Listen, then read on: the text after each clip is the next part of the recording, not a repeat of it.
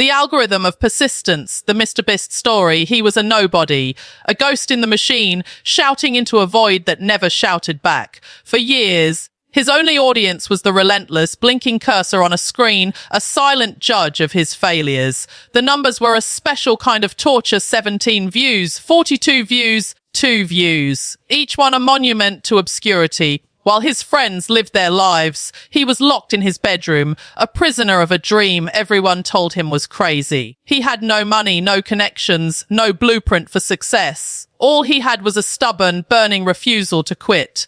This is not a story about luck. This is the true story of how a kid named Jimmy Donaldson, armed with nothing but relentless persistence, became MrBeast, the most influential creator on the planet. It's a story that proves the most powerful algorithm isn't owned by YouTube. It's the algorithm of never giving up. Chapter 1C. The echo chamber of zero, the glow of the computer screen was the only light in the room. A blue-white rectangle painting the tired features of a teenage Jimmy Donaldson. It was 2012 and the digital world was a vast, echoing plaza. He was just a voice in that plaza, one among millions, shouting into the void and hearing only the faintest whisper of a reply.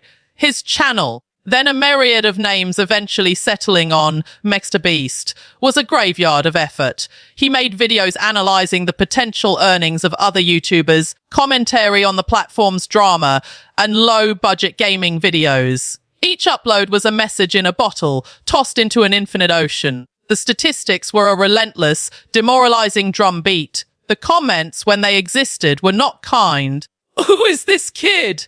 This is so boring. Your voice is annoying." His friends were out at parties, at football games, living the tangible high school life. Jimmy was in his bedroom, wrestling with video editing software that constantly threatened to crash, fueled by a cheap energy drink and a stubborn, almost irrational flicker of hope. His family, supportive but concerned, would gently knock on his door. "Jimmy, it's getting late. Maybe you should call it a night. Just finishing this edit, Mom. Almost done." But he was never almost done. There was always another video to make, another thumbnail to tweak, another keyword to research.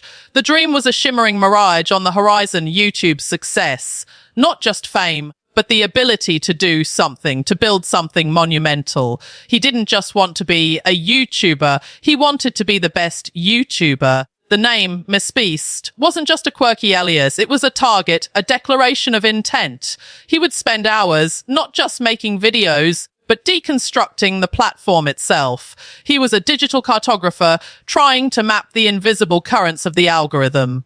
What made a video trend? What made people click? What made them stay? He realized it wasn't enough to just make content. He had to understand the engine that distributed it. The frustration was a physical weight. He'd stare at his analytics dashboard, a landscape of flat lines and microscopic numbers. He saw other channels with less effort, seemingly less passion, take off. The doubt was a constant, whispering companion. Maybe they're right. Maybe this is a waste of time. Maybe I'm just not good enough. But quitting was a more terrifying prospect. The thought of looking back at his life at 20, 30, or 40 and wondering, what if, was a deeper pain than any current embarrassment or fatigue. He had a mantra, a simple sentence he would repeat to himself during those long, lonely nights. "I'd rather try and fail than fail to try." This wasn't just a hobby. It was an obsession. It was a compulsion. The keyboard wasn't just a tool. It was his plow, and the barren digital field was his to cultivate. He was planting seeds in concrete, desperately hoping one would find a crack and grow. Chapter 2, and the first crack of light, the breakthrough, when it came, wasn't a thunderclap. It was a slow, gradual seep of light under a door that had been locked for years. It was 2015. Jimmy had been at it for nearly 3 years with nothing to show for it but a few thousand subscribers and a deep-seated understanding of what didn't work. He decided to embark on a project that was audacious in its sheer, mind-numbing pointlessness. It was an experiment in extremity. He would record himself counting to 100,000. It was a video that defied all conventional logic. It was 40 hours long. There was no jump cutting, No fancy editing to speed it up. It was just him in real time, counting 1, 2, 3. It was a monument to monotony. He live streamed the process, his voice growing hoarse, his eyes glazed over. His small but dedicated community, the Beast Army, rallied around him, donating small amounts of money to keep him going, sending messages of support. They were in the trenches with him.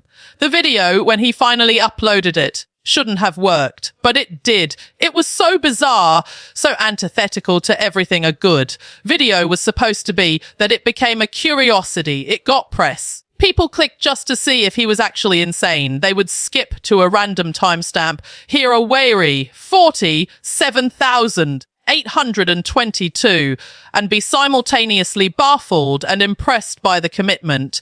The view count didn't explode, but it grew steadily.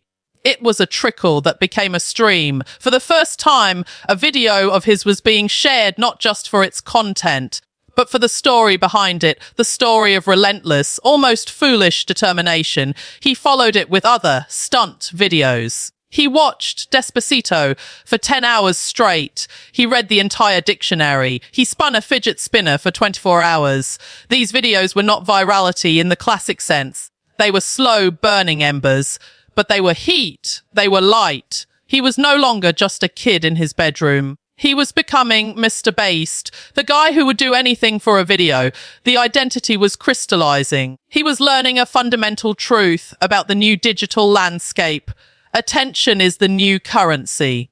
And he had found a way through sheer, unadulterated willpower to mint it. The comments started to change. Bro, you're insane. I respect it. I can't believe you actually did this.